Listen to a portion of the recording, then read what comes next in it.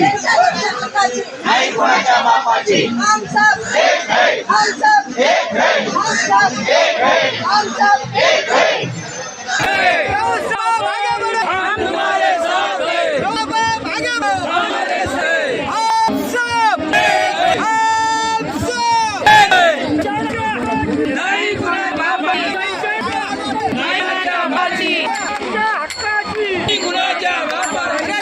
सभी को बहुत दिनों से मुंबई की रैली का इंतज़ार था, चाहे पेंशनर हो या विपक्षी दल या फिर सरकार और उसके मंत्रालय, सबकी निगाह 1 अक्टूबर की रैली पर टिकी थी। इसी रैली को पेंशन आंदोलन की दिशा तय करनी थी, इसलिए पिछले 1 महीने से जगह जगह पेंशनरों की सभा कर उन्हें संगठित और जागृत किया जा रहा था। देश भर से एक सुर में पेंशन बढ़ाने की मांग उठे, इसलिए 27 सितंबर को पूरे देश में ईपीएफओ पर प्रदर्शन हुए और फिर मुंबई रैली में सरकार के प्रति जमकर आक्रोश निकाला गया। रैली को रोकने के लिए क्या प्रयास हुए, रैली हुई तो उसमें क्या हुआ और फिर इस रैली का केंद्र और राज्य सरकार पर क्या असर हुआ, इसकी पूरी रिपोर्ट इस वीडियो में। थोड़ा सा समय निकालिए और बगैर फास्ट फॉरवर्ड करे इस वीडियो को पूरा देखिए, तभी आपको इस रैली की असली मकसद और प्रभाव समझ में आएगा। अगर आप सही और सटीक जानकारी चाहते हैं तो इस चैनल को लाइक और सब्सक्राइब जरूर कर दें। आपको पिछले कई दिनों से जो सभाएं हो रही थी उसकी रिपोर्ट दिखाई जा रही थी कि उसमें पेंशनरों की कितनी भीड़ उमड़ रही है। ये आंदोलन केवल महाराष्ट्र में ही प्रभावी न रहे बल्कि देश भर में इसकी गूंज उठे। इसके लिए 27 सितंबर को देश के कोने कोने में अभूतपूर्व कार्यक्रम हुए। यह भी मुंबई रैली को ऐतिहासिक बनाने की पुरजोर कोशिश थी। राष्ट्रीय महासचिव वीरेंद्र सिंह रजावत और राष्ट्रीय सलाहकार पीएन पाटिल ईपीएफओ मुख्यालय पर प्रदर्शन करने के लिए दिल्ली पहुंचे तो 26 तारीख को ही उनसे सरकारी सूत्रों ने संपर्क शुरू कर दिया था ताकि 27 सितंबर को प्रदर्शन ना हो। बीजेपी के महामंत्री अरुण सिंह से मुलाकात हुई, फिर केंद्रीय राज्य मंत्री रक्षा ताई खड़से से वार्ता हुई। 27 तारीख को ईपीएफओ मुख्यालय पर भी यह कोशिश रही कि वार्ता आयोजित कर यह दिखाने का प्रयास करें कि काम हो रहा है।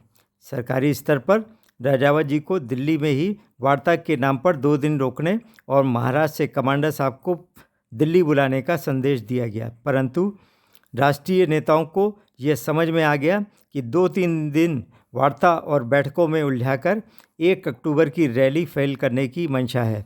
अतः 27 तारीख की रात में ही बगैर रिजर्वेशन ये लोग महाराष्ट्र वापस हो लिए।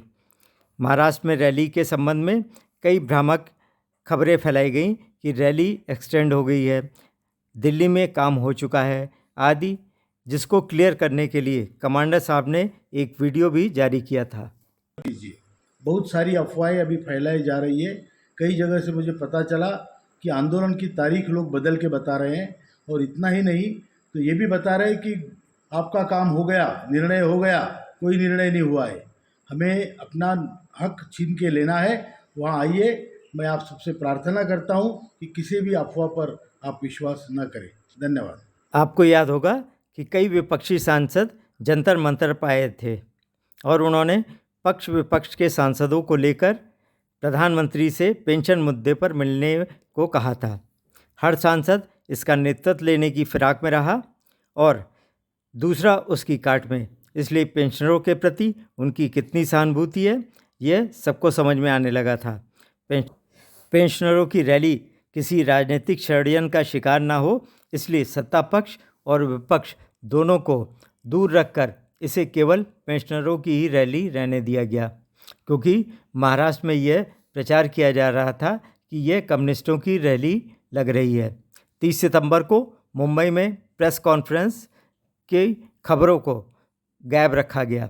इन सब बाधाओं को पार कर जो रैली हुई वो ऐतिहासिक रही, जिसमें महाराष्ट्र के अनेक जिलों के पेंशनर तो बड़ी संख्या में शामिल हुए ही, देश के कई राज्यों उत्तर प्रदेश, मध्य प्रदेश, छत्तीसगढ़, गोवा, गुजरात, पश्चिम बंगाल आदि के भी पेंशनर आए।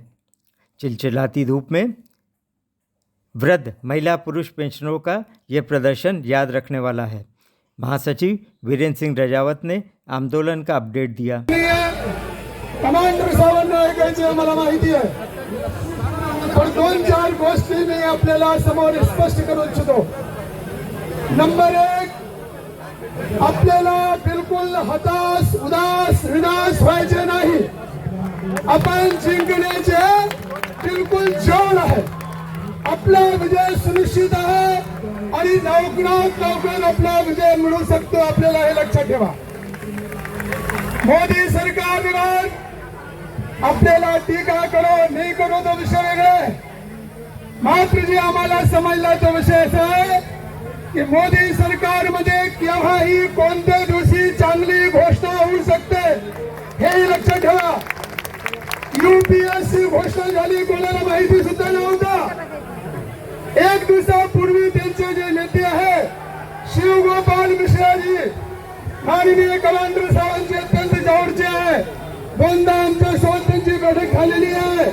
त्यांना 1 दिवसापूर्वी फोन आला की तुम्ही तुमच्या प्रतिनिधिमंडळाला घेऊन या, आम्ही तुमची उद्या घोषणा करणार आहे। म्हणून आपली घोषणा केव्हाही होऊ शकते, लक्षात ठेवा। आता कुठे काही अडचणी कुठे आल्या मी शॉर्ट मध्ये सांगण्याचा प्रयत्न करतो। आजपर्यंत आपला कामकाज झाला नाही, त्याचे एक कारण असं आहे की जितके वेगवेगळे युनियन आहे हे वेगळे डिमांड करत होते, वेगळे मागण्या करत होते। कोणी सांगत होता आम्हाला 3000 रुपये दिले तरी चालते, कोणी सांगत होता मला 5000 दिले तरी चालते, कोणी सांगत होता जी अशक्य आहे 10,000 रुपये द्या आणि सोबत महंगाई भत्ता पण द्या। मात्र माननीय कमांडर साहेबांनी जी मागणी ठेवली 7,500 रुपये प्लस दिए, त्याच्या कारण असा होता की ही मागणी। कमांडर अशोक रावत जी ने स्पष्ट शब्दों में कहा कि प्रधानमंत्री से लेकर संतरी तक के हमने हाथ जोड़े, सभी मंत्रालयों में प्रमाणों के साथ अपनी बात रखी, पर सरकार मौन है, झूठे आश्वासन दे रही है। महाराष्ट्र के इलेक्शन में इससे पहले ही अगर पेंशनरों का काम हो जाता है तो सरकार को जिताने की जिम्मेदारी हमारी है, और अगर मांगें नहीं मानी गई तो पेंशनरों के घर का हर सदस्य इस सरकार को हराने की जिम्मेदारी लेगा। इसी प्रकार महाराष्ट्र के अनेक प्रांतीय और राष्ट्रीय नेताओं ने अपने अपने विचार रखकर सरकार को इस मुद्दे को तत्काल हल करने के लिए चेतावनी दी, क्योंकि सभी को समझ में आ रहा है कि पूरे देश के पेंशनरों के लिए महाराष्ट्र का चुनाव कितना महत्वपूर्ण है, इसलिए सारा जोर लग रहा है। वैसे अन्य प्रदेशों में भी इसकी तैयारी हो रही है।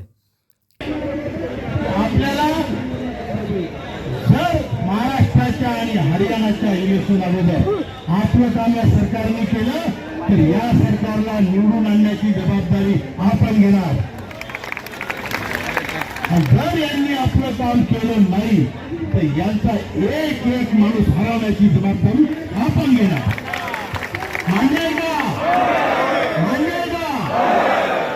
तुम्ही लक्षात ठेवा, प्रत्येक घरात तुमचा माणूस आहे, त्या घरात नसता तर त्याचा मामा असेल, काका असेल, भाऊ असेल, चुलत भाऊ असेल, पण प्रत्येक घराचा संबंध या देशातल्या नेत्याशी आहे। 1 अक्टूबर की रैली की गूंज दिल्ली तक सुनाई दी।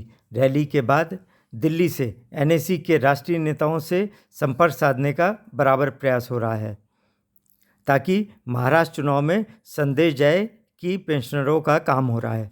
कमांडर साहब का स्पष्ट कहना है कि सारे प्रस्ताव तैयार हैं, कई बार बैठकें हो चुकी हैं, इसलिए ना ही बैठकों और ना ही झूठे आश्वासनों की ज़रूरत है। अब जो भी पेंशन बढ़ाने की जिम्मेदारी लेगा उसी के साथ वार्ता होगी। चुनाव से पहले आंदोलन को दिग्भ्रमित करने की कोई चाल कामयाब नहीं होने दी जाएगी। या तो पेंशनरों का काम करो या फिर चुनाव में परिणाम भुगतने के लिए तैयार रहो। महाराष्ट्र में पेंशनरों का बहुत बड़ा वोट बैंक अब की यह अपनी ताकत दिखाएगा। आपको ये रिपोर्ट कैसी लगी ज़रूर बताइएगा। हो सकता है अगले हफ्ते तक कोई बड़ा अपडेट हो, इसलिए इस चैनल को लाइक और सब्सक्राइब ज़रूर कर दें और वीडियो को शेयर ज़रूर करें, ताकि अगला नोटिफिकेशन आपको अपने आप मिल सके।